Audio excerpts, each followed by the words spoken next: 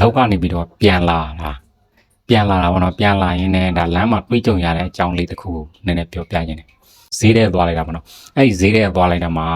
ဒီကျွန်တော်တို့မြန်မာဈေးဆိုင်ရှိတာပေါ့နော်ကျွန်တော်တို့ဒီမှာဟင်းနေပါတယ်နေထမင်းတွေရောင်းတဲ့နေရာမှာအဲ့ဒီမှာဟင်းဆိုင်တွေရောင်းနေတဲ့အတန်းမှာပေါ့နော်အဲ့ဒီအတန်းမှာ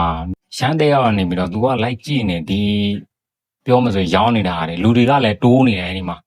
လူတွေကလည်းဝင်နေကြတာသူလိုကိုလိုပေါ့နော်တဲ့ဝင်တိုးနေကြတာကောဟင်းဝင်နေကြတကယ်တော့ဒီလူတွေကအကုန်လုံးကဒါ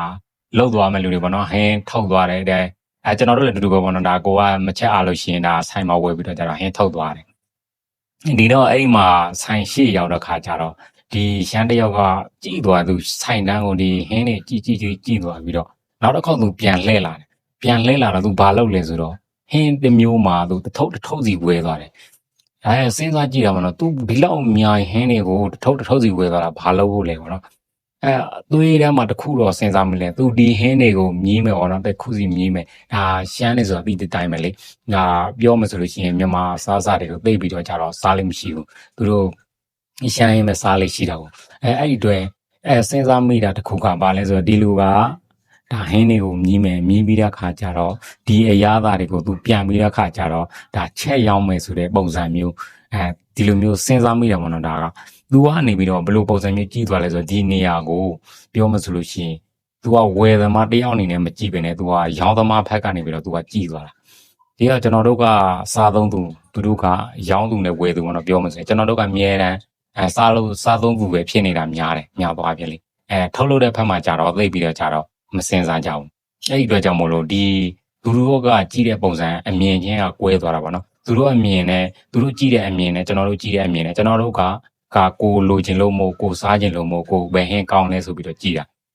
သူတို့ကကြတော့အဲ့လိုမဟုတ်ဒီဟင်းတွေကိုဈေးကွက်ထဲမှာဒီလိုမျိုးရောင်းအောင်ကောင်းနေတာငါတို့လည်းဒီလိုမျိုးပုံစံမျိုးသူတို့လို့ဒါရေသွေးကောင်းတယ်ပြောမယ်ရပါကောင်းတယ်ဟင်းတွေကိုဒါမြန်မာပြည်သားတွေကိုပြန်ပြီးတော့ရောင်းချမယ်အဲ့လိုမျိုးပေါ့နော်သူတို့ကထုတ်လုပ်သူဘက်ကနေကြီးတဲ့ခါကြတော့အဲ့ဒီနေရာမှာကျွန်တော်တို့မှခန်းစားခွဲတွေရပိုင်ခွဲတွေလောက်ပိုင်ခွဲတွေအများကြီးကွဲသွားတယ်သူတို့ကကြတော့ဒီတိုးပွားဖို့အတွက်ကိုသူတို့ကကြီးသွားတာကျွန်တော်တို့ကကြတော့ဒီပြောမှဆိုကိုစီကထွက်သွားတာပေါ့နော်ကိုစီ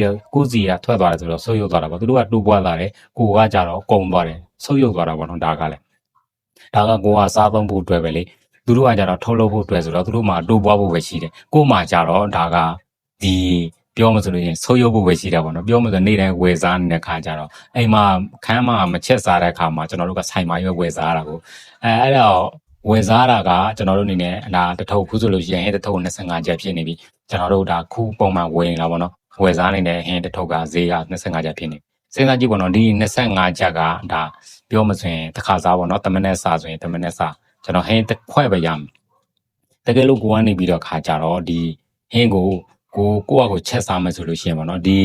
တမနက်မဟုတ်ဘူးတစ်ခါချက်လိုက်လို့ရှိရင်ကျွန်တော်တို့ကတရက်လုံးစားရတာလေအဲ့ဒီအတွက်ကိုကျွန်တော်တို့ကလုံးမရှုပ်ချင်ဘူးတရက်လုံး25ကျပ်ကုန်ဒါပေမဲ့တစ်မျိုးပဲစားရမယ်တကယ်လို့ကျွန်တော်တို့ကကိုချက်စားမယ်ဆို50တရားအဲ့လောက်ဒီကုန်သွားမှာကိုအဲ့ဒါကိုတွဲပြီးတော့ကျွန်တော်တို့ကအဲ့လိုမျိုး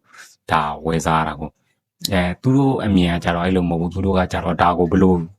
ဈေးကွက်တော့ဘယ်လိုဖောက်အောင်မလဲသူတို့ရောင်းတယ်လို့မျိုးသူတို့တက်ကောင်းအောင်ငါတို့ဘယ်လိုလုပ်မလဲဆိုတဲ့အမြင်နဲ့ကြည့်တယ်ကျွန်တော်တို့ကကြတော့ဒီကိုမှပြောမှသက်သာဖို့အတွက်ပဲကြည့်တာပေါ့နော်ပြောမှငါချက်ရသက်သာမယ်ငါကုန်ကြဈေးသက်သာမယ်25ကျန်းနဲ့တမျိုးနဲ့ငါတနက်စာတော့စားဖြစ်တယ်အဲ့လိုမျိုးငါသက်သာဖို့အတွက်ပဲကြည့်ပြီးတော့သူတို့ကကြတော့